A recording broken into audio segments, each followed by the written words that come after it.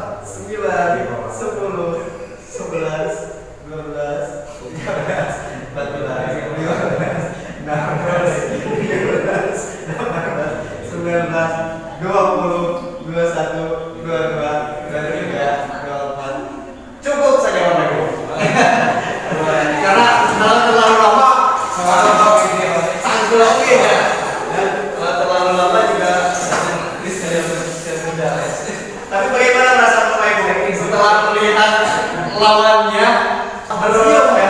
Ya, mudah-mudahan kita menegangkan atau ya biasanya terbawa senyum juga ya Bapak Ibu. Nah ini juga bisa dilaksanakan di kelas Bapak Ibu, permainan-permainan yang cukup mudah, tapi ini bisa membuat siswa kita menjadi termotivasi ya. Sedikit senang lah melihat temannya yang lain juga ikut tertawa atau senyum. Kemudian selanjutnya Bapak Ibu, seperti biasa kita membuat kesepakatan forum diseminasi. Di sini kesepakatan forum diseminasi ini adalah kesepakatan yang kita buat sendiri, yang kita yakini bersama gitu ya, untuk keberlangsungan forum diseminasi ini. Mungkin di sini ada beberapa poin. Yang pertama ini saling menghargai pendapat dalam forum. Apakah ini akan dimasukkan atau tidak Bapak Ibu? Boleh. Dimasukkan saja. Atau misalnya kalau misalnya ada tambahan, di sini boleh makan dan minum selama kegiatan. Oke, diperbolehkan untuk ke kamar mandi. Diperbolehkan untuk meregangkan badan. Boleh. Atau ada tambahan lagi? Silakan. Sudah sesuai atau mau dihapuskan? Diperbolehkan untuk ke kamar mandi sendirian. Sendirian. Oh, kalau Ada teman sendiri gitu ya. Ada syarat. Ada lagi yang perlu ditambahkan Bapak Ibu? Atau sudah cukup? Kalau sudah cukup, ya kita sepakati bersama untuk keyakinannya yaitu saling menghargai pendapat dalam forum, boleh makan dan minum selama kegiatan, diperbolehkan untuk kamar mandi sendiri, dan diperbolehkan untuk menegangkan badan. Sepakat ya semuanya Bapak Ibu? Sepakat. Baik, selanjutnya di sini ada beberapa hal yang akan saya bagikan terkait dengan budaya positif. Di antaranya yang pertama disiplin positif, motivasi perilaku manusia, keyakinan sekolah atau kelas, kebutuhan dasar manusia, posisi kontrol restitusi, dan segitiga restitusi. Disiplin positif ini, apa yang Bapak Ibu pikirkan? Pikiran Bapak Ibu terkait dengan disiplin positif?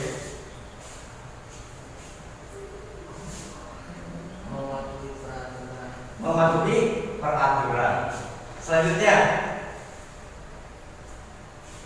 ada lagi?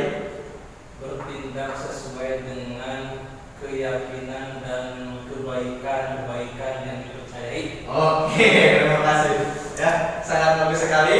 Selanjutnya, dorongan dari dalam diri untuk berperilaku ke arah yang dimaksud. dorongan dalam diri. Ya ternyata di kelas ini Bapak Ibu guru sebenarnya sudah pada mengetahui ya, sudah sangat paham bahwasannya disiplin itu bukan sekadar hanya terkait dengan aturan-aturan dan sebagainya, namun itu posisinya ada pada diri kita sendiri. Bagaimana kita mendisiplinkan diri kita ya.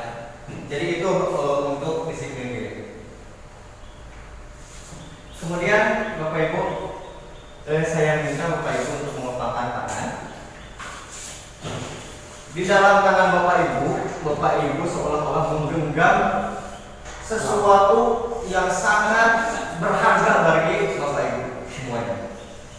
Sesuatu yang berharga dan tidak mungkin diberikan kepada orang lain.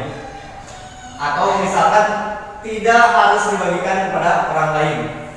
Kalau misalnya tidak ingin diberikan ya.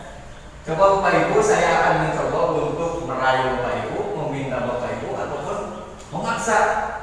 Bagaimana caranya supaya Bapak Ibu untuk membuka kepala tangan tersebut? Pak Uji, bukanya. Baik. Tidak boleh. Oke, bukalah. Buat saya. Pak Dek, buka. Ternyata tidak ada yang membuka Bapak Ibu. Karena apa? Karena berharga. Karena sesuatu yang berharga dalam diri Bapak Ibu itu tidak dapat dikendalikan oleh orang lain. Jadi di mana kalaupun Bapak Ibu memberikan kepada saya, itu atas kehendak sendiri, bukan atas kehendak saya. Betul? Betul tidak? Kalau misalnya tadi Pak Dede terayu oleh saya gitu ya, dapat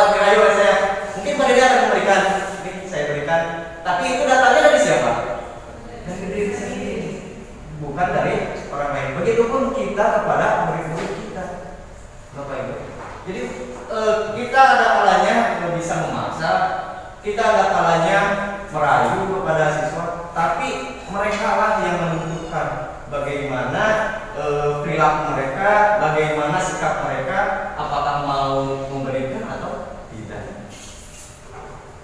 Selanjutnya Bapak Ibu, motivasi ada tuh bersifat internal atau dalam diri mereka, bukan akibat paksaan, ujian ataupun hukuman, apalagi hukuman ya Bapak Ibu. Dari Dr. William Glasser. Ini terkait dengan miskonsepsi tentang makna kontrol. Miskonsepsi itu berarti apa Pak? Kesalahpahaman gitu ya. Salah paham. Jadi sebenarnya guru mengontrol murid itu hanya ilusi Bapak Ibu. Hanya sekedar ilusi.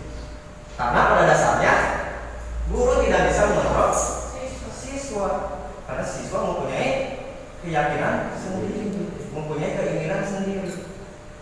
Penguatan positif, efektif dan bermanfaat itu juga menurut Dr. William Glasser merupakan sebuah ilusi. Bukan bohong ya. Ya ilusi, hanya hayalan saja.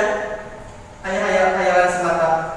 Jadi sebenarnya misalkan kita menyuruh anak untuk duha, salat duha, itu kan semua terlihat positif, tapi itu ternyata tidak efektif dan tidak bermanfaat. Tapi menurut Dr. William Glasser, mungkin ada beberapa orang yang sadar dari dirinya, tapi ada juga yang tidak, ada juga yang terpaksa. Seperti itu. Kritik dan membuat rasa bersalah mampu menguatkan karakter. Itu juga merupakan sebuah ilusi atau khayalan. Jadi ketika kita mengkritik siswa, membuat rasa bersalah pada siswa, itu bukan menguatkan karakter, justru malah sebaliknya. Kalau misalnya penerimaannya kurang dari anak tersebut, itu akan menjatuhkan anak tersebut. Selanjutnya, ilusi bahwa orang dewasa berhak memaksa. Karena sesuatu yang dipaksa itu tidak akan baik. Jadi jadi negatif. Ya. Ini terkait disiplin positif. Jadi disiplin positif ini merupakan suatu cara penerapan disiplin yang mengajarkan anak bertanggung jawab dan menumbuhkan kesadaran diri berdasarkan nilai-nilai kebajikan. Jadi seperti yang di awal saya sampaikan, bahwasannya disiplin itu harus tumbuh dari dalam diri siswa dan kita bertanggung jawab untuk mengajarkannya atau menuntun siswa-siswi kita. Kemudian terkait dengan urusan nilai-nilai kebajikan, di sini saya menambahkan tentang nilai-nilai kebajikan universal. Jadi nilai-nilai kebajikan universal ini adalah nilai-nilai kebajikan yang dipercaya oleh seluruh umat di dunia. Universal, berarti seluruh umat. Rajin, kata rajin itu kita yakin itu adalah kebajikan. Mau di Indonesia, mau di Ciparu, mau di Tasikmalaya, mau di Amerika, rajin itu kebaikan dan sebagainya, Bapak Ibu. Jadi di sini ada nilai-nilai kebajikan universal. Apa hubungannya? Nanti kita akan pelajari di selanjutnya. Ada hubungan terkait dengan nilai-nilai kebajikan ini. Selanjutnya, disiplin positif lebih ke arah disiplin diri yang dapat mengontrol diri dalam melakukan segala tindakan. Dan disiplin diri dapat membuat murid memahami dan menyadari berdasarkan motivasi internalnya, bukan akibat paksaan, ujian ataupun hukuman. Seperti kita lakukan tadi, saya tidak dapat memaksa Bapak Ibu, apalagi memarahi Bapak Ibu untuk meminta sesuatu yang Bapak Ibu tidak ingin berikan. Nah, dalam nilai-nilai kebajikan sebenarnya sudah tertuang dalam 6 karakter dalam profil pelajar Pancasila, yaitu beriman dan bertakwa kepada Tuhan Yang Maha Esa, mandiri, berpendidikan global, bergotong royong, kreatif, beradab, etis. Jadi misalkan yang tadi jujur itu berarti sudah masuk mana ranahnya? Berakhlak mulia, tanggung jawab, dan sebagainya. Kemudian yang kedua, ini terkait dengan motivasi perilaku manusia. motivasi perilaku itu apa sih Pak? Dorongan dalam diri untuk melakukan sesuatu. Ada 3 motivasi perilaku manusia, Bapak Ibu. Jadi motivasi manusia itu ada karena untuk menghindari ketidaknyamanan atau hukuman, atau mendapatkan imbalan atau penghargaan. Selanjutnya ada juga motivasinya itu karena keluar dari diri sendiri dengan nilai-nilai yang mereka percayai. Selanjutnya untuk keyakinan sekolah. Di sini Bapak Ibu, saya tidak akan berpanjang lebar sebenarnya untuk keyakinan sekolah, karena saya yakin Bapak dan Ibu juga sebenarnya sudah pernah menerapkan di kelasnya masing-masing. Apalagi kalau misalnya Bapak Ibu menjadi wali kelas begitu seperti itu. Jadi keyakinan sekolah ini merupakan wujudnya terbentuknya keyakinan sekolah atau kelas dengan adanya kesepakatan antara guru dan murid. Seperti halnya yang kita lakukan di Allah tadi, kita membuat keyakinan kelas dan kita sepakati bersama menjadi kesepakatan kelas. Keyakinan sekolah atau kelas berupa pernyataan-pernyataan universal yang mudah diingat dan dipahami dan harus diterapkan di lingkungan sekolah. Jadi mohon diingat Bapak Ibu, untuk membuat keyakinan kelas itu harus dengan kata-kata yang positif atau bukan kata-kata yang negatif. Tidak menggunakan kata jangan, tidak boleh, tidak, dilarang dan sebagainya. Jadi usahakan untuk membuat keyakinan kelas itu menggunakan kata-kata yang positif. Kita akan coba untuk membuat keyakinan dan kesepakatan kelas. Jadi nanti kita buat keyakinan kelas. Misalkan di dalam tata tertib atau peraturan bahwa tidak boleh terlambat masuk kelas. Kita buat menjadi nilai-nilai keyakinan kelas. Bagaimana untuk cara merubahnya? Oke, misalkan yang pertama, tidak boleh terlambat masuk kelas. Menurut Bapak Ibu nilai kebajikannya apa Bapak Ibu? Masuk kelas Tepat, disiplin. Betul sekali. Kita coba ya, langsung lihat aja. Tidak boleh terlambat masuk kelas itu termasuk ke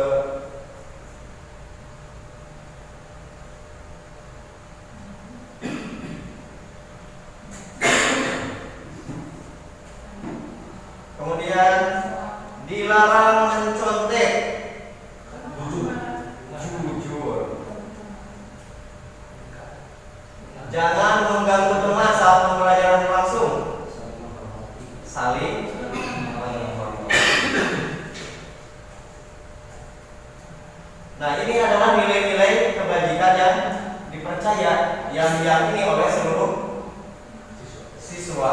Disiplin, jujur, saling menghormati itu merupakan nilai-nilai kebajikan. Dan diusahakan dari peraturan-peraturan ini untuk membuat keyakinan kelas itu tidak harus terlalu banyak karena akan susah diingat oleh anak nantinya. Jadi kalau misalnya yang masuk ke ranah disiplin, ya kita masukkan saja disatukan saja gitu. Nah, untuk membuat keyakinan kelasnya bagaimana Bapak Ibu?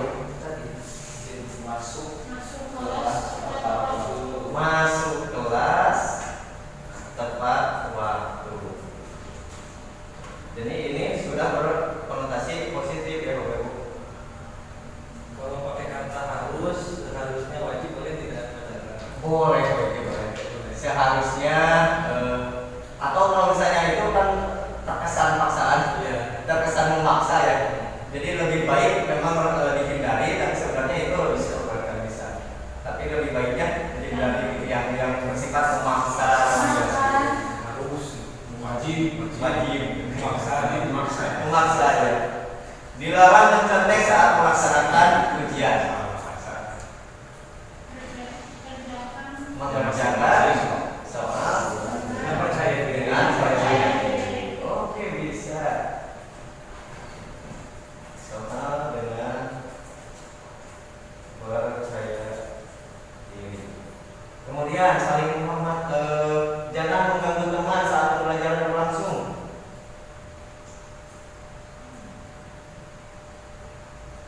Jangan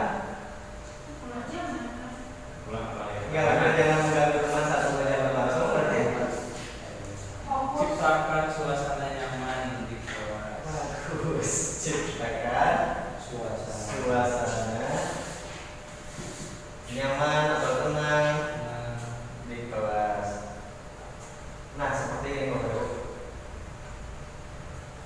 Jadi untuk membuat suatu keyakinan kelas, kita harus sebisa mungkin memakai atau menggunakan padanan-padanan kata yang positif. Nah, dari keyakinan kelas ini nanti kita sepakati dengan siswa, karena mereka yang buat, kita yang menyepakati juga mereka. Jadi ini harus disepakati, biasanya menggunakan tanda tangan atau apa gitu. Jadi tanda tangani oleh seluruh siswa. Nah, ini salah satu contohnya untuk keyakinan sekolah seperti yang barusan.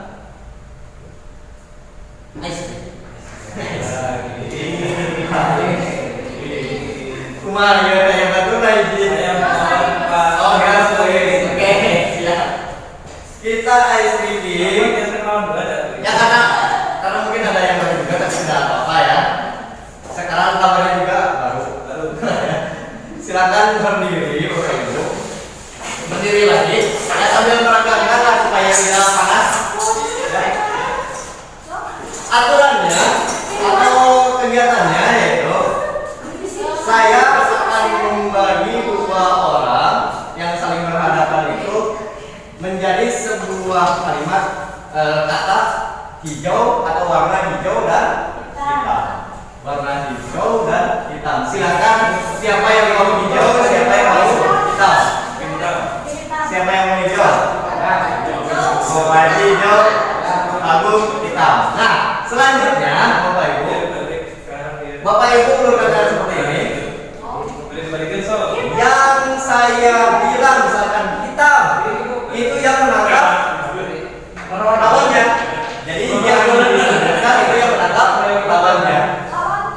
Jadi lawannya yang menghindar. Nah, kalau misalnya hitam langsung cepat ya. Yang hijaunya menghindar dan sebaliknya. Menghindar. Jadi kalau misalnya tidak kena berarti itu 1-0 poinnya untuk yang menghindar. Oke, saya berikan 3 kesempatan Bapak Ibu.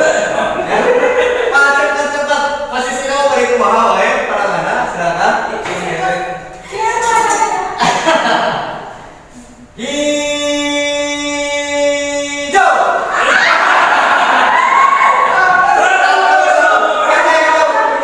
Berarti hanya kita sekarang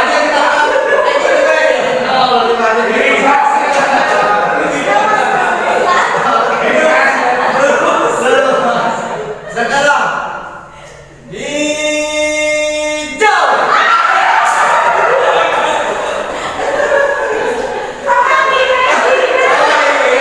Oke, siap. Sudah ada yang mau masuk ini? Satu sama. Oke. Hitam.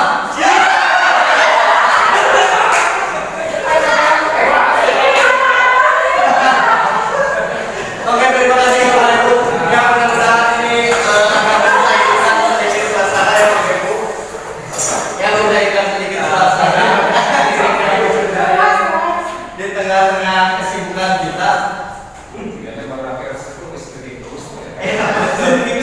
Ya, betul Pak Haji. Jadi ternyata apa yang kita lakukan barusan itu merupakan kebutuhan dasar daripada kita. Kebutuhan dasar manusia Bapak Ibu. Kita butuh tersenyum, tertawa, bermain bersama. Itu adalah kesenangan Bapak Ibu. Pak Chandra, mau bertanya dulu boleh? Ya, boleh. Bagaimana cara menyikapi siswa seperti ini? SBK yuk, buat kampus kemarin ke Pak Wiji, kita kan jadi wali kutu. Nah, bagaimana menyikapinya? Sebenarnya gini. Berarti sudah senang. Berarti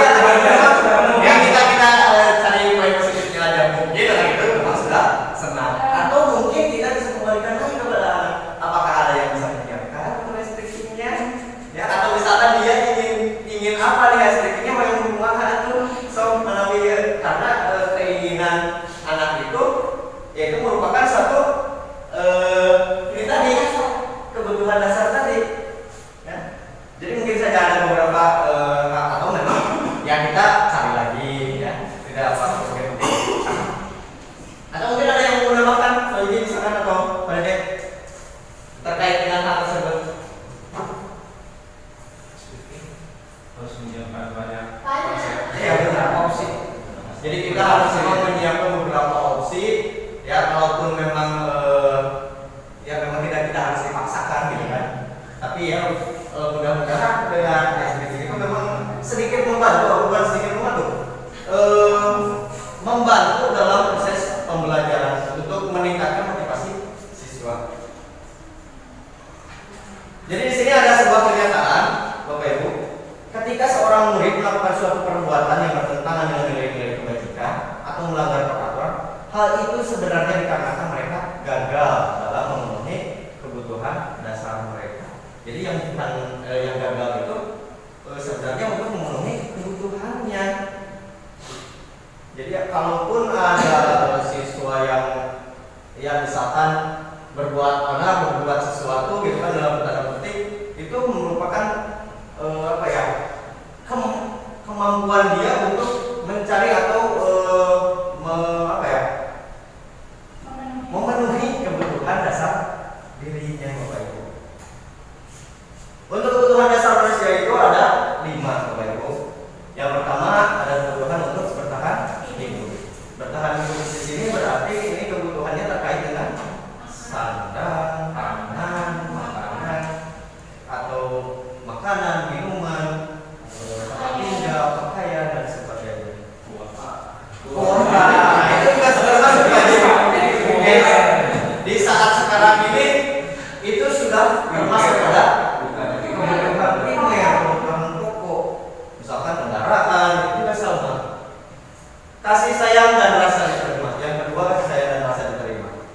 Di mana kita juga sebagai manusia itu kan ingin rasanya dicintai, dihargai, disayangi oleh orang lain. Yang selanjutnya adalah kekuasaan atau penguasaan. Misalkan siswa ingin menjadi pemimpin atau ketua OSIS, pemimpin kelas dan sebagai KM, itu adalah kekuasaan. Tidak dipungkiri itu juga ada di dalam diri seseorang, diri manusia, dan itu merupakan kebutuhan dasar manusia. Yang selanjutnya ada kebebasan. Kebebasan di sini kebebasan untuk menentukan pilihan. Dan terakhir adalah kebutuhan akan kesenangan yang seperti kita lakukan barusan. Di sini ada sekali kasus. Ibu Zulaika merupakan guru dan wali kelas 9A. Beliau sedang bingung menghadapi ulah salah satu murid di kelasnya, Tommy. Beberapa anak telah mengeluhkan Tommy yang seringkali meminta bekal makan siang dengan paksa. Jika Anda menghadapi situasi seperti Ibu Zulaika, apa yang akan Anda lakukan?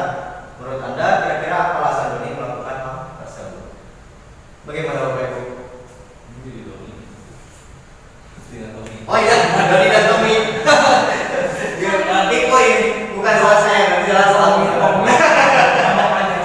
Doni dan Tommy gitu. Tommy Doni. Ya, jadi namanya itu Tommy Subdoni. Bagaimana Bapak Ibu? Mungkin cari perhatian. Oke, bisa cari perhatian. Atau mungkin ada itu penguasaan, ingin menguasai makanan temannya. karena kekuasaan atau ingin menguasai makanan orang lain atau makanan temannya. Apa? Apa yang mungkin ya. Jadi beberapa kebutuhan dasar manusia itu mungkin saja menjadi alasan dari Tommy Subdoni ini. Jadi mungkin yang pertama ini, mungkin alasan Tommy karena dia lapar dan orang tuanya tidak membawakannya bekal makan siang dan memberi uang jajan. Maka kebutuhan dasar yang sedang berusaha dipenuhi oleh Tommy adalah kebutuhan untuk bertahan hidup. Selanjutnya, alasan yang kedua mungkin karena dia merasa senang temannya jadi memperhatikan dia. Kemudian ketika temannya melaporkan tindakannya itu kepada gurunya dan gurunya memberitahu orang tuanya, sehingga orang tuanya jadi memperhatikan dia. Nah, maka kebutuhan dasar yang sedang dipenuhi Tommy adalah kebutuhan akan kasih sayang dan rasa diterima. Selanjutnya, karena mungkin juga temannya jadi takut dengan dia dan menuruti keinginannya, maka sebetulnya Tommy sedang berusaha memenuhi kebutuhan dasarnya akan kekuasaan. Jadi ditakuti, disegani, atau yang dihormati seperti itu. Atau ada lagi yang keempat, karena dia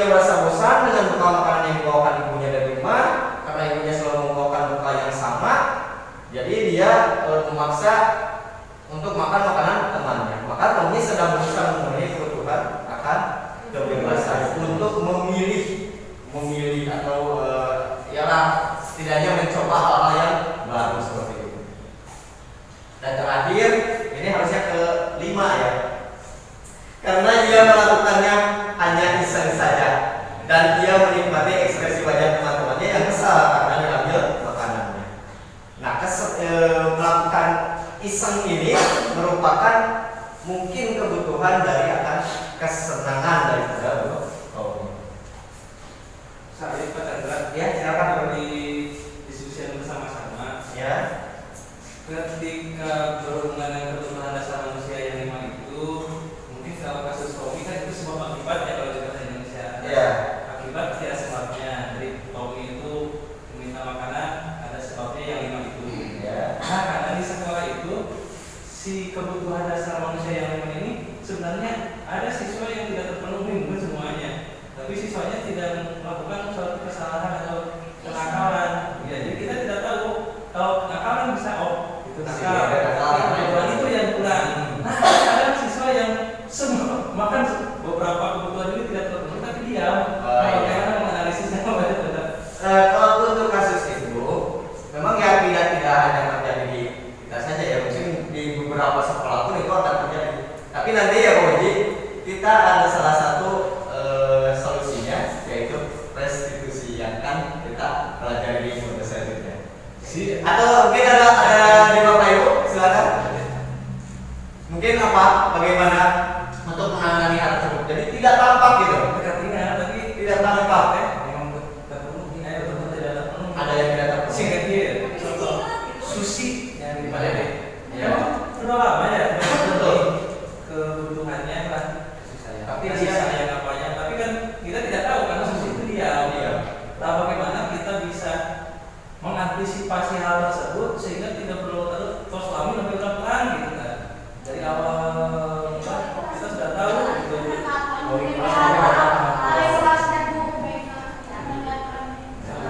Oke, bisa dengan itu. Tapi kita juga nanti akan pelajari tentang posisi pantura kita, bagaimana supaya kita lebih dekat dengan bisa ya mencoba. Jadi untuk posisi kontrol itu menurut Dian Kosen berarti ya menyebutnya posisi kontrol itu ada 5 bentuk. Yang pertama sebagai penghukum, yang kedua pembuat merasa bersalah, yang ketiga teman, yang keempat pemantau, dan yang terakhir manajer. Nah di sini Bapak Ibu, kalau kita sadari sebenarnya kita ada di posisi mana Bapak Ibu? Setiap posisi juga pernah ya? Yang paling dominan terjadi yang paling atau ada yang lain, ada yang mungkin menerapkan sebagai teman, tapi kebanyakan memang ya saya sendiri pun sebetulnya kalau misalnya di refleksikan dari dulu memang kebanyakan kena menghukum gitu kenanya. Ya mudah-mudahan kita dapat memperbaikinya di masa yang akan datang Bapak Ibu.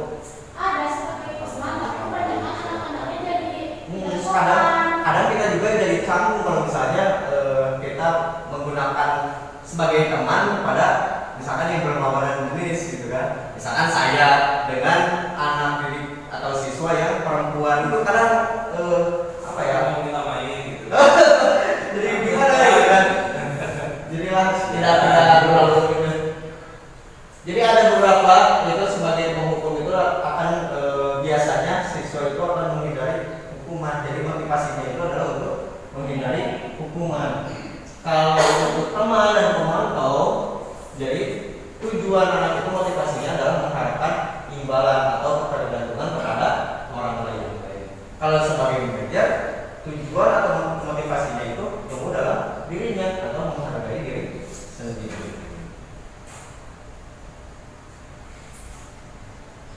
Di sini ada salah satu contohnya, Bapak Ibu. Oh, itu serempan gitu. Pak kita Kaburan ada Pak.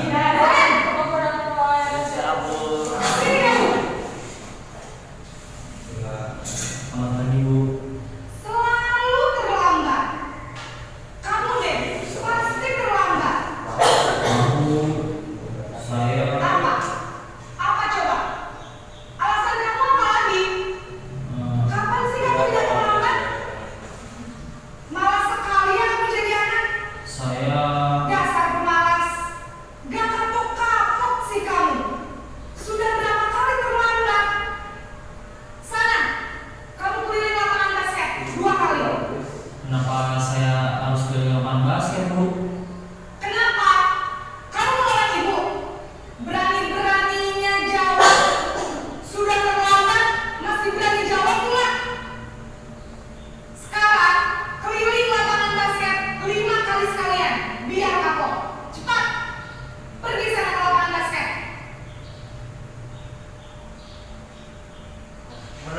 bagaimana dalam posisi penghukum ini?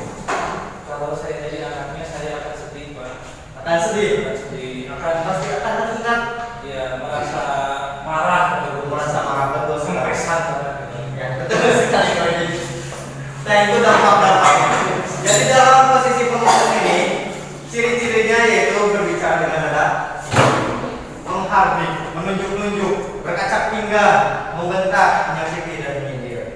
Hukuman bisa berupa fisik maupun verbal, bisa dengan kata-kata, fisikis atau dengan fisik di pusat. Selanjutnya dampaknya.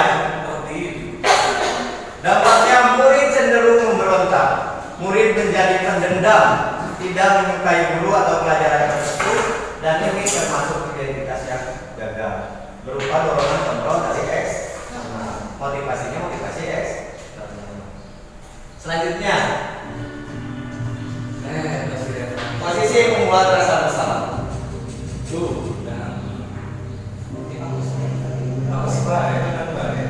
Benar baik sih, yang tadi.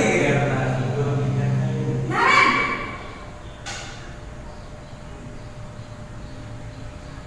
Selamat pagi, Bu.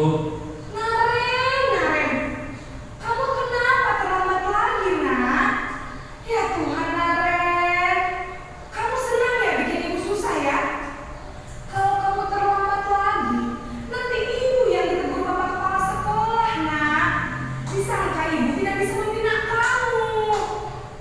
Duh, gimana ini? Maaf, Bu.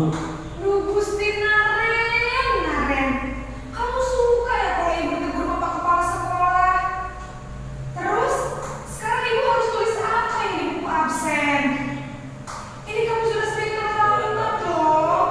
Ibu harus apa coba? Maaf, Bu. Maaf sekali. Ya sudah, lain kali jangan bikin ibu susah lagi ya nak ya. Ibu tidak akan kuat lagi kalau kamu gini terus. Bisa jantungan kalau ibu tegur bapak kepala sekolah. Sana cepat kelas. Maaf ya, Bu. Maaf sekali.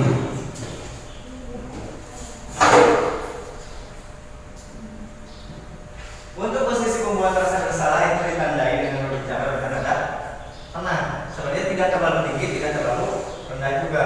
Cenderung melembut, namun kata-katanya menyalahkan murid.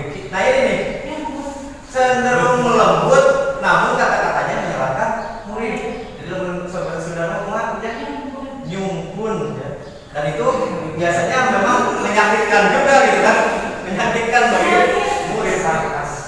Guru akan menyatakan hal yang membuat murid di posisi salah dan membuat guru menderita misalkan gitu kan, seperti tadi. Dampaknya yaitu membuat murid merasa menjadi orang yang gagal, identitas gagal. Kemudian memandang buruk dirinya sendiri, merasa tidak berharga dan tidak sanggup membahagiakan orang lain. Itu efek yang terjadi Bapak Ibu. Ya mungkin Bapak Ibu juga atau saya sendiri lah, saya sendiri juga pernah mengalami hal tersebut dan itu masih terngiang-ngiang oleh guru saya yang di hukuman, masih ingat ya zaman-zaman dulu. Rendah diri dan menarik diri dari lingkungan berupa dorongan kontrol eksternal. Ini juga masih berupa motivasi atau dorongan kontrol eksternal bila pun dia melakukan hal tersebut. Ini sebagai posisi teman dulu.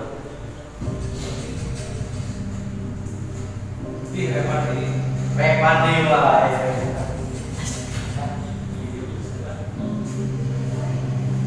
Naren,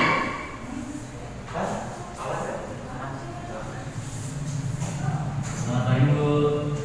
wah, sudah jam berapa ini nak? Terlambat lagi ya sayang. Iya, Bu. Habis semua saya rumah bapak saya, Bu. Kamu malah menyalahkan ibu kamu. Kamu bukannya anak yang lari paling kencang. Kok terlambat sih? Iya, Bu. Saya memang terlalu bangun tadi. Jadi biarpun saya lari kencang, tetap jangan hujan, Bu. Ya sudah sana, nanti lain kali larinya lebih kencang lagi ya. Biar gak terlambat lagi. Bikin seneng ibu demi ibu. Bisa kan? Bisa, Bu. Ya sudah sana masuk kelas. Ibu beresin urusan absen kamu. Kamu ini ada saja. Ada saja kamu ya. Jadi dalam posisi teman,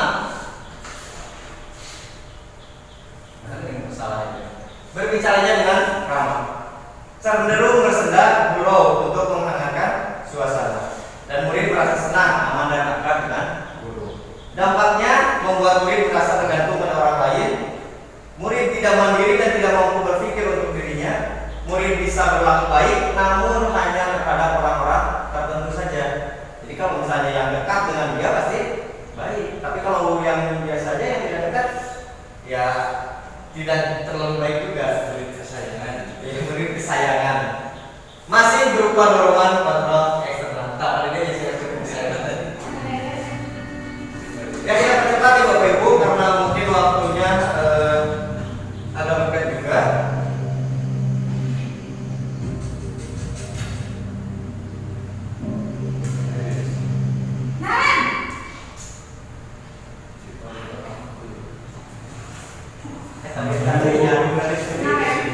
Apa peraturan sekolah kita tentang jam berapa kita harus masuk sekolah, Nak? Kita harus di sekolah jam 7, Bu. Iya betul, sekarang sudah jam 7.20. Naren sudah tahu konsekuensinya jika terlambat hadir. Paham, Bu?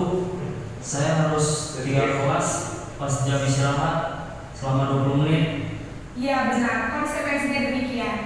Jadi nanti jam 9.30 pas istirahat, kamu harus tinggal di kelas, kerjakan tugas tambahan untuk ketertinggalan kamu, ya? Baik, Bu. Ciri-ciri dari posisi pemantau itu berbicara dengan datar, tidak emosional maupun menggunakan suara tinggi, tidak bersedak gurau juga, namun mengarahkan murid berdasarkan peraturan dan konsekuensi. Jadi dibenturkan dengan aturan atau dibenturkan dengan konsekuensinya. Jadi ekspresi wajahnya datar dan belum formal. Itu ciri-ciri yang pemantau. Dampaknya murid cenderung menghitung, mengukur dan mempertimbangkan. Hitungan, menitik beratkan pada sanksi ataupun hadiah, diberikan sanksi atau diberikan hadiah. Bila terjadi sesuatu maka konsekuensinya ini, maka itu akan tergantung, akan menjadi ketergantungan. Murid tidak sepenuhnya mandiri. Itu identitas sukses berhasil masih berupa dorongan kontrol eksternal.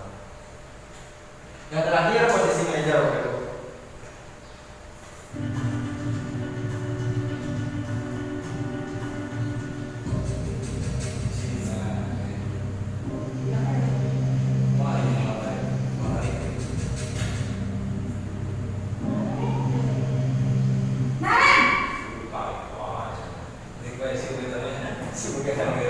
Panggil Pagi, Bu. Selamat pagi, Naren. Maaf, Bu. Saya terlambat. Iya, sekolah masih sekarang sudah jam 7.20. Jadi sekarang bagaimana ini, Naren? Maaf, Bu. Saya lupa setel alarm saya semalam.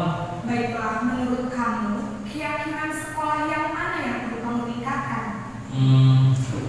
Menghargai diri sendiri dan orang lain mungkin ya, Bu. Setuju. Jadi, apakah Naren meyakini prinsip saling menghormati tersebut? Iya, Bu. Saya meyakininya. Apakah Naren bersedia memperbaiki masalah keterlambatan ini? Bersedia, Bu. Bagaimana kamu akan memperbaiki masalah keterlambatan ini? Saya akan coba untuk tidak lupa menyetel alarm saya, Bu. Baik, kalau Naren lupa menyetel alarm di rumah, ada orang yang kira-kira bisa bantu mengingatkan tidak? Ada, Bu. Kakak saya, Kak Emma. Ada lagi selain Kak Emma? Selain Kak Emma, ada ibu saya. Baik, jadi yang mengingatkan Naren adalah Kak Emma dan ibu kamu ya? Kira-kira akan mulai setel alarm kapan nih, Naren? Setelah pulang sekolah, akan segera saya lakukan. Baik, jadi Naren akan setel alarm untuk bangun besok pagi dan akan diingatkan oleh kakak dan ibunda Naren ya. Ada lagi yang mungkin perlu dilakukan, Naren, agar tidak terlambat bangun lagi. Tidak ada, Bu. Baik, Naren, terima kasih untuk kerjasama kamu. Sekarang kamu perlu kembali ke kelas untuk belajar. Baik, Bu. Terima kasih. sebagai posisi manajer. Jadi ciri-cirinya berbicara aja dengan suara yang netral, tidak emosional dan bernada tinggi. Guru tulus memberikan pertanyaan-pertanyaan bermakna. Guru membimbing murid agar memecahkan masalahnya sendiri dan ekspresi wajahnya ramah dan santai. Dampaknya yang terjadi, murid menjadi mandiri karena dia bisa menentukan solusinya atas kesalahan-kesalahan dia. Percaya diri dan dapat memecahkan masalah. Murid mampu berefleksi atas tindakan yang diperbuatnya dan ini merupakan identitas sukses atau berhasil. Dan berupa dorongan internal. Bukan eksternal, tapi internal itu dari dalam ini. Bisa. Selanjutnya Bapak Ibu untuk posisi kontrol restitusi. Di antara kelima posisi kontrol, sebaiknya seorang guru menggunakan posisi kontrol sebagai manajer. Ya, seperti yang barusan kita lihat. Selain itu, posisi manajer mengacu pada restitusi yang dapat menjadikan murid sebagai manajer bagi dirinya sendiri sehingga dapat tercipta identitas positif pada diri murid. Selanjutnya, ini yang terakhir Bapak Ibu terkait dengan segitiga restitusi. Dalam segitiga restitusi ini ada 3 tahapan. Yang pertama, menstabilkan identitas. Yang kedua, validasi tindakan yang salah. Dan yang ketiga, menentukan keyakinan. Seperti halnya yang tadi Ibu siapa namanya? Ibu Betania, bukan ibunya Naren. Ya, dia juga melakukan hal tersebut. Jadi distabilkan restitusinya, validasi tindakannya, dan menanyakan keyakinan. Untuk menstabilkan identitas dilakukan berdasarkan prinsip bahwa membuat kesalahan adalah bagian dari proses pembelajaran yang nantinya akan menggeser identitas gagal ke arah identitas sukses atau berhasil. Selanjutnya Bapak Ibu, ini contoh-contohnya dalam menstabilkan identitas. Jadi pertama kali itu kan menstabilkan identitas. Salah satu perkataannya itu berbuat salah itu hal yang manusiawi. Tidak ada manusia yang sempurna. Kita pasti bisa menyelesaikan permasalahan ini dan sebagainya. Ya. Tapi dengan ini bukan berarti kita membenarkan suatu kesalahan. Namun kita berusaha untuk menstabilkan atau mengembalikan posisi anak tersebut supaya tidak terlalu jatuh terjerembab. Validasi tindakan yang salah. Validasi tindakan yang salah dilakukan berdasarkan prinsip bahwa setiap perilaku berupaya memenuhi suatu kebutuhan tertentu. Ya seperti halnya yang sudah kita pelajari tadi, bahwasanya kebutuhan dasar manusia itu harus semuanya terpenuhi. Sehingga guru atau orang tua akan bergeser dari pemikiran stimulus respon menjadi proaktif. Nah ini mungkin salah satu jawabannya tadi pertanyaan dari Pak Wiji. Jadi kita sebagai guru harus ikut proaktif juga sebenarnya. Tidak menunggu respon dari serta lebih mengenali dan mengetahui kebutuhan murid atau anak. Untuk validasinya, kamu pasti punya alasan mengapa melakukannya. Apa yang penting bagi kamu?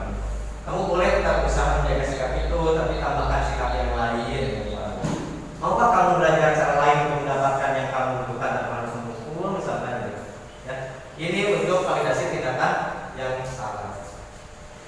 Kemudian terakhir menanyakan keyakinan.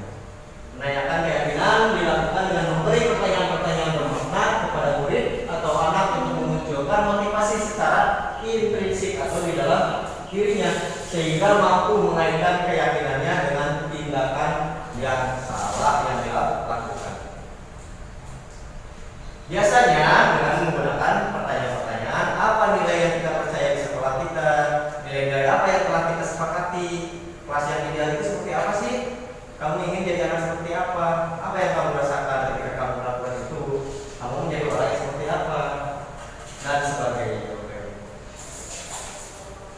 Jadi akhirnya seorang guru yang baik harus memiliki kemampuan dalam mewujudkan budaya positif di sekolah. Budaya positif tersebut dapat dijalankan dengan menerapkan konsep-konsep inti seperti yang 6 ini. Mudah-mudahan kita semua menjadi pendidik yang baik yang menumbuhkan budaya positif di sekolah kita bersama. Terima kasih.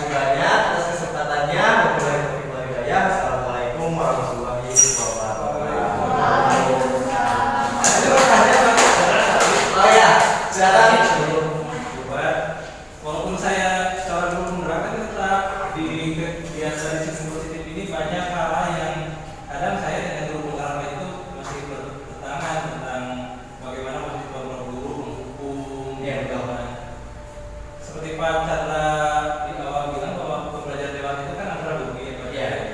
Sedangkan kita pembelajaran anak didik yang usianya masih usia remaja gitu. Nah, yang jadi pertanyaan saya, ketika melihat pembelajaran andragogi contohnya di Tamtama, di Secapa gitu ya, atau di Perwira gitu, kan itu alam kita ya Pak Chandra ya. Kadang banyak guru-guru yang merasa tuh kayak di Tentara disiplin seperti itu bagus, mereka melakukan sesuatu prok disiplin, rajin gitu ya, dengan cara militer. Nah bahkan ketika pramuka akan di dalam dihapus dari sekolah, banyak yang protes karena kelompok ini menerapkan disiplinan yang sampai habis seperti militer. Nah apakah kegiatan pramuka dan juga militer di andragogi di polisi ini salah gitu? Kalau salah, apa yang harus dibenarkan? Ataukah orang-orang yang masuk ke pramuka atau militer ini adalah orang-orang pilihan yang siap untuk disiplin? Nah, itu pertanyaannya. Mungkin saya sedikit menjawab ya, Pak Uji. Mudah-mudahan ini tidak plus saya jawabannya, tidak plus. Jawab kepada Ya. Atau mungkin nanti ada yang menambahkan. Jadi benar Pak Uji, bahwasannya kalau misalnya kita ketahui zaman sekarang ini ya sekarang gitu ya khususnya kekerasan di sekolah itu apalagi ya sangat disorot. Padahal kalau misalnya kita lihat di militer ataupun dalam kegiatan-kegiatan pramuka itu kan sudah sering apa ya dilakukan, tapi sebenarnya itu masuk lagi kepada kepercayaannya atau kebiasaannya, budaya positif. Bagi kita mungkin yang tidak terbiasa itu melakukan hal-hal yang negatif. Bagi yang tidak terbiasa, misalkan di sekolah kamu nanti gituan, kan kekerasan gitu kan. Mungkin bagi kita negatif, tapi bagi mereka itu positif. Jadi budayanya itu. Mungkin seperti itu Pak Wiji kalau saya melihatnya. pilihan. Iya, berarti orang-orang pilihan yang memang mempercayai bahwa itu adalah kebaikan dari mereka. Mungkin itu Pak Wiji, kalau untuk yang lain silakan Pak Wiji. Kira-kira setuju ke? Kalau bukan berarti mendukung ya, tapi kalau misalnya ada yang sedikit keras, tapi dengan tujuan mendisiplinkan, saya rasa itu tidak apa-apa. Atau mungkin kita satu generasi ya, kita zaman dahulu kan telat, memang terkadang di kita saat ini udah terus lagi gitu. Memang terkadang ada beberapa anak yang memang perlu untuk memberikan shock therapy. Meskipun kalau saat ini kan sedikit-sedikit sehingga jujur ya, buku saat ini kehilangan Dibawa pendidik karena kita agak keras berbicara, maksudnya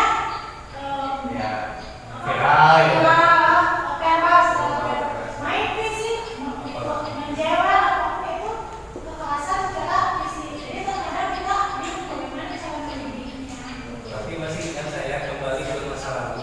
Dan masa lalu itu kemarin lah sebelum adanya ini. Tapi saya bagus ya, di sini positif memang harus menjaga diri sendiri. Namun yang jadi masalah ketika kita PPDB, kebanyakan orang tua dulu juga sampai sekarang, kenapa dulu SMK Kelautan itu dipakai? Karena kedisiplinnya luar biasa. Sampai produknya diseragamkan tadi, semuanya seragam, kedisiplinnya begitu ketat, hingga orang tua itu memilih sekolah tersebut. Nah di sekolah kita juga mungkin salah satu daya tariknya itu ketika siswa disiplin, pasti di daya tarik. Nah, yang ingin saya diskusikan di sini bagaimana caranya agar disiplinnya tetap kuat, tapi kita Masih manajer. Ya mungkin Bapak Ibu ada. Ya ini diskusi ya dengan kita terbuka saja gitu kan. Ya, jadi diskusi saja ya. Mungkin bisa dari awal, dari kelas 7 terutama dari awal PPDB istilahnya masih baru di sini belum mungkin bisa ada di push dari kelas 7 tapi dengan terus tidak ada kelonggaran ya. Kalau aku seperti itu satu terus yang paling utama di awalnya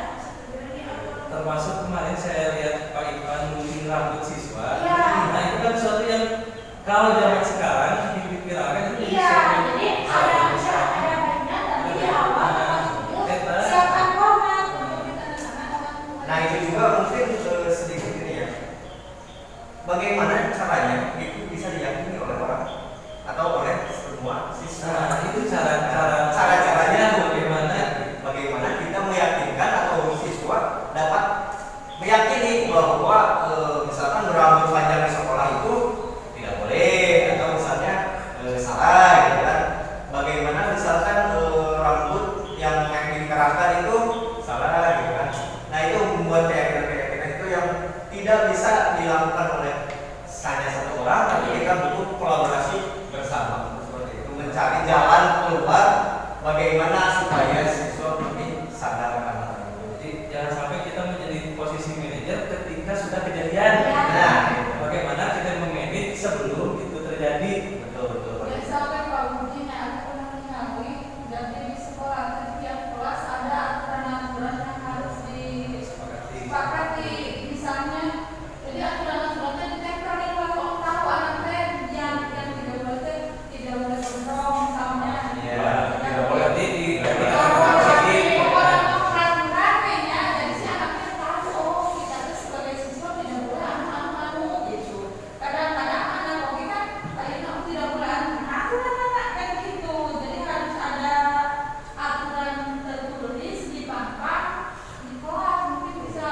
Kalau semua aturan buat wilayah konsekuensi, cuma sekedar tulisan saja.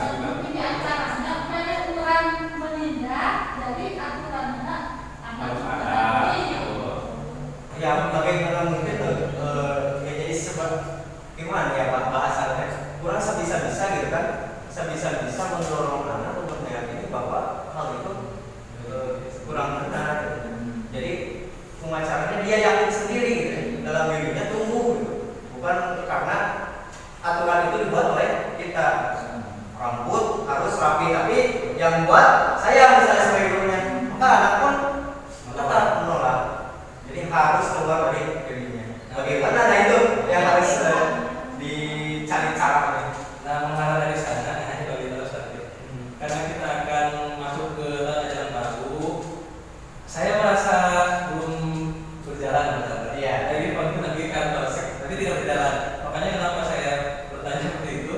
Yuk, bulan sarangan Pak Chandra, Pak Yudi, saran saya untuk semester depan kita buat keyakinan sekolah. Dulu Pak Tata pernah mau membuat keyakinan sekolah, nantinya keyakinan sekolah tempel di kelas, keyakinan kelas tempel di kelas. Gitu. Jadi itu yang menjadi dasar buat kita bertindak. Kalau memang enak harus ditindak. Tapi mudah-mudahan tidak perlu ditindak, tapi dari keyakinan diri sendiri seperti yang tadi. Jadi mudah-mudahan Pak Chandra, Pak Yudi bisa memprakarsai perubahan berupa keyakinan. Iya, terima kasih banyak. Yang mudah-mudahan juga kita semua bisa terus berkolaborasi. Ya seperti saya bilang tadi, mungkin kalau sendiri atau berdua itu dampaknya kurang terasa. Tapi kalau untuk bersama-sama mungkin dampaknya akan lebih luas lagi. Ya, luar biasa.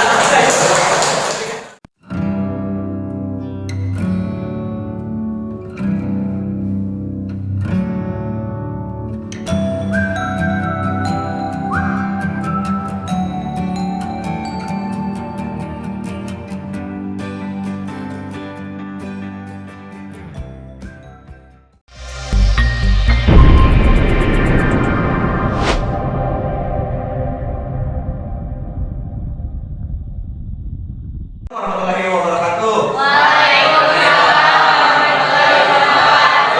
Selamat pagi anak-anak. Gimana kabarnya kalian hari ini? Alhamdulillah ya Rabbil. Silakan Pak. Sekarang pimpin doa terlebih dahulu.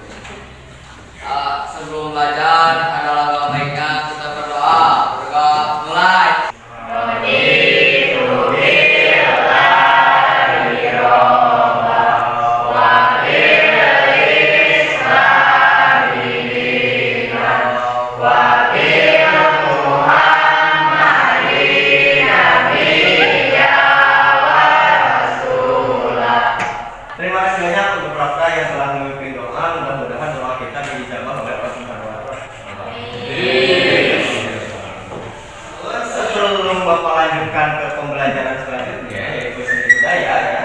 Bapak mau tanya dulu kepada kalian, sebenarnya apakah kalian sudah nyaman ada di kelas ini? Tidak. Berarti ada sesuatu yang terjadi nih. Apakah kalian sudah bahagia? Tidak. Menurut kalian nih, coba Bapak mau dengar apa yang membuat kalian tidak bahagia? Silakan, Kim. Pembelian. Masih ada? Pembelian. Oke, terus apa lagi? Pelecehan. Masih ada pelecehan. Pelecehannya gimana? Pelecehan kolot, Pak. Oh, pelecehan kalau kedua ya. Nah, keinginan harapan kalian di kelas ini sebenarnya bagaimana? Tenang. Tenang, damai, tertib. Oke, Bapak akan mengakomodasi keinginan kalian, harapan kalian, impian kalian yang nantinya mudah-mudahan bisa disepakati oleh bersama. Ya. Jadi nanti keyakinan ini atau kesepakatan kelas ini dibuat oleh kalian dan dijalankan oleh kalian juga. Jadi Bapak akan bagikan sticky note ini, ya, setiap orang. Kalian tuliskan mimpi kalian, impian kalian, harapan kalian terkait dengan situasi di dalam kelas. Silakan.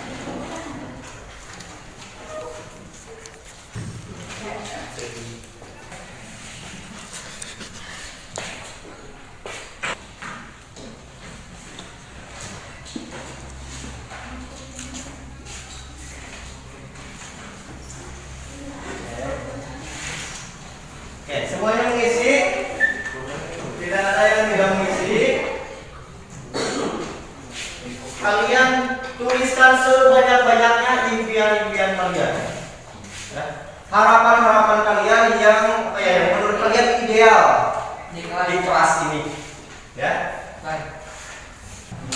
Nanti kalau sudah kalian tinggal ya. Kita nanti akan bagi-bagi apakah ada yang mirip atau tidak.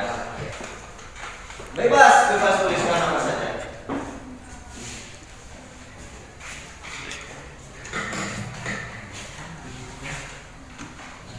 Bebas tuliskan apa saja. Keinginan. Oke, yang sudah silakan bisa bawa ke depan dari tenda ya, di sini dirapikan saja. Silakan dirapikan. Oke.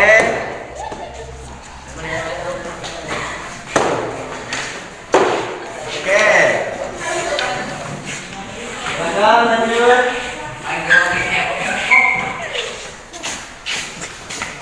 Coba kita lihat ya sama-sama nanti.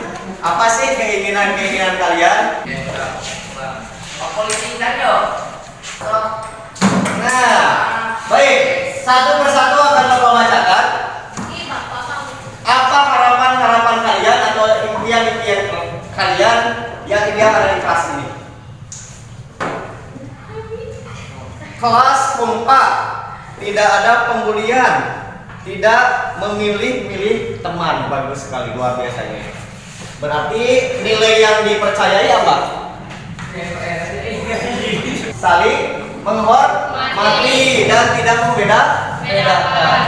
Saya ingin kelas ini bersih. Saya ingin kelas ini bersih. Nah, ini sama nih.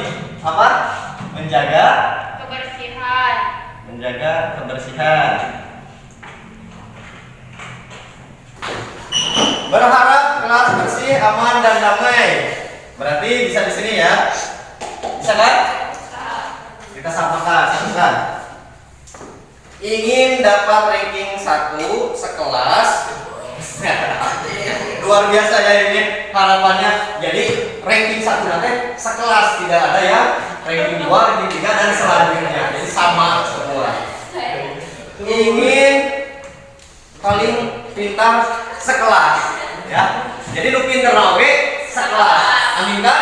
Amin. Terus saya ingin kelas bersih, menjaga kebersihan. Aku ingin kelas rapi dan tenang. Berarti itu maksudnya kemana? Kebersihan bisa, perdamaian juga bisa. Gini ya, sama kayak gini di tengah-tengah. tenteram dan menjadi kelas yang berprestasi. Tidak ingin lagi ada pembulian atau pelecehan. Berarti ini perdamaian. Tidak ada pembulian dan tenteram, perdamaian juga. Harapannya tidak ada pembulian, tidak ada pelecehan, keinginan damai solidaritas. Mantap nih. Solid berarti kebersamaan ya. Yang ini juga kita satukan aja di sini ya. Jadi kebersamaan, tidak membeda-bedakan atau kolaborasi. Saya ingin di sekolah ini tidak ada pembulian dan tidak ada pelecehan. Berarti masuk mana? Perdamaian. Oke. Saling menghargai, stop bullying, damai sejahtera. Wah, luar biasa ini. Stop bullying, damai sejahtera. Seperti di sini. Nah, dari sini kita bisa lihat beberapa hal yang kalian impikan. Ini impian-impian kalian. Kebanyakan impiannya tentang perdamaian. Berarti di sini masih kurang akan kedamaian. Selanjutnya di sini ada kebersamaan. Kurang kolaborasi. Oke, bagaimana kita buat keyakinan kelas kita supaya mengakomodasi seluruh harapan kalian? Kita mulai dari yang terbanyak dulu.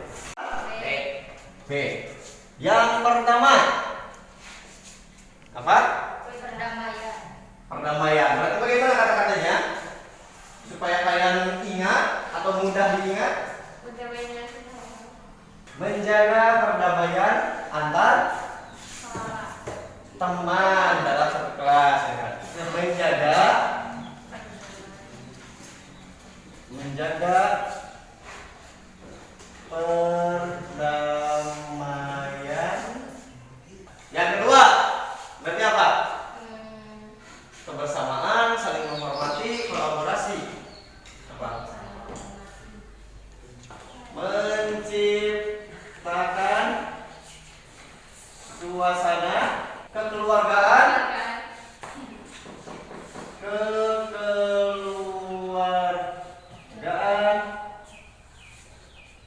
di dalam kelas ya. Menciptakan suasana kekeluargaan termasuk kebersamaan, saling menghormati dan kolaborasi. Yang ketiga, menjaga kebersihan. Oke, menjaga kebersihan di dalam kelas. Kalau misalkan sudah terbentuk keyakinan kelas 8B, berarti kita sama-sama sepakati. Apakah kalian sudah sepakat? Yang sudah sepakat? Sepakat. Alhamdulillah semuanya sudah sepakat ya. Jadi ini kita buat nanti dalam bentuk grafik yang bagus ya. Kita tempel di sini supaya mengingatkan kalian akan keyakinan kelas 8B ya. Coba bisa baca bersama-sama. Dari sini.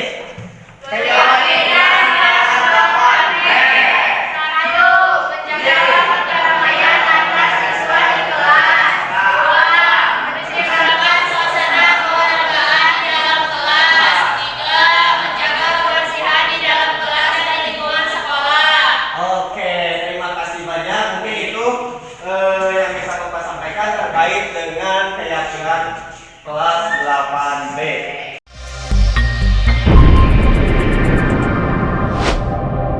Selamat siang Raisa. Siang.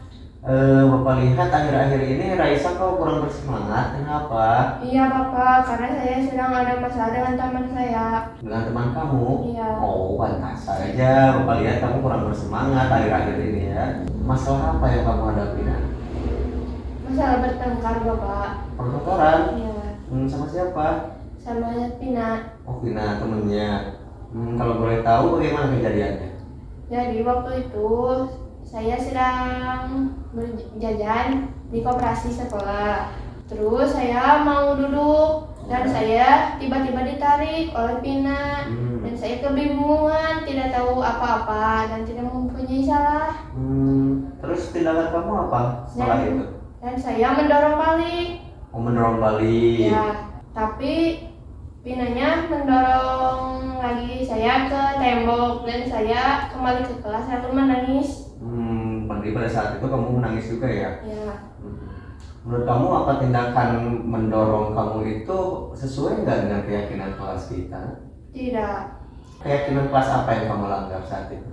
Tidak saling menghargai dan saling menghormati dan habis kesabaran. Oh, sabar ya? Ya. Apakah keyakinan kelas yang kamu sebutkan barusan menurut kamu penting nggak ada pada diri kamu? Penting. Penting ya? Kamu bersedia nggak memperbaiki masalah ini? Nah, Siap bersedia. selanjutnya kalau kamu bersedia, apa tindakan yang akan kamu lakukan? Harus bersabar dan mengalah. Harus bersabar dan mengalah. Oke, Bapak hargai apa keputusan kamu, apa tindakan yang akan kamu lakukan. Jadi intinya Bapak harapkan kamu tetap bersemangat lagi ya, jangan bersedih-sedih lagi. Oke, terima kasih banyak. Silakan sekarang kamu boleh tinggalkan untuk melakukan pelajaran selanjutnya. Assalamualaikum warahmatullahi wabarakatuh. Perkenalkan, nama saya Raisya Ardiana dari kelas 8B. Hari ini saya senang bisa ikut berdiskusi dengan Bapak Chandra dan menyelesaikan masalah yang saya hadapi. Dan kedepannya saya akan lebih bersabar, saling menghargai dan memaafkan. Terima kasih. Selamat siang, Feb. Siang, Bapak. Febi, tadi Bapak lihat kamu sedang ada masalah ya? Kelihatannya sambil menangis seperti itu. Kenapa? Tadi HP PP diambil sama guru. Oh, begitu ya, wajar sih kalau kamu sampai menangis karena HP kamu diambil sama guru ya. Apalagi mungkin ini baru pertama kali ya kamu lakukan. Kalau boleh tahu bagaimana kejadiannya, Nak? Tadi pas waktu pembelajaran masuk, Papi lupa membatikkan nada deringnya. Ada notif masuk dan kedengaran sama guru, makanya diambil. Oh, begitu. Mungkin kamu melakukan hal itu ada alasannya ya. Lantas apa alasan kamu membawa HP? Papi membawa HP ke sekolah untuk latihan perpisahan kelas 9, Pak. Sebenarnya tujuan kamu baik ya. Tapi menurut kamu apakah tindakan membawa HP ke kelas itu sesuai dengan keyakinan kelas kamu nggak? Tidak. Menurut kamu keyakinan kelas apa yang kamu langgar? Tidak bertanggung jawab. Oke, apakah keyakinan kelas yang kamu sebutkan barusan penting nggak ada dalam diri kamu? Penting. Penting ya. Kamu bersedia untuk memperbaiki masalah ini? Siap bersedia. Selanjutnya apa tindakan yang akan kamu lakukan? Lain kali Papi kalau membawa HP ke sekolah izin dulu ke guru dan menitipkan HP kepada wali kelas. Oke, yaudah. Apa yang kamu lakukan mudah-mudahan itu menjadi yang terbaik ya untuk kamu dan kedepannya itu menjadi hal yang positif. Oke, tetap semangat ya. Assalamualaikum warahmatullahi wabarakatuh. Perkenalkan, nama saya Februs Panitia, saya dari kelas 8B. Hari ini saya senang sekali bisa ikut berdiskusi dengan Bapak Chandra terkait permasalahan yang pernah saya hadapi. Dan saya kedepannya akan lebih bertanggung jawab dan menaati peraturan sekolah. Terima kasih.